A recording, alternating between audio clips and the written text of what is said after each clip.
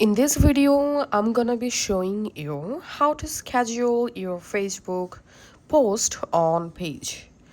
So go to your Facebook app and switch to the Facebook page where you want to schedule a new post.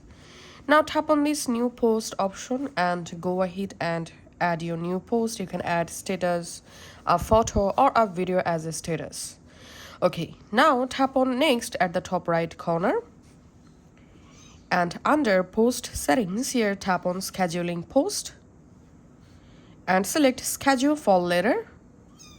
Now you can select any scheduling date and time from this recommended time section, or to manually set a date and time, just tap on this date option and now select a date, tap on OK and select a time for scheduling, tap on OK.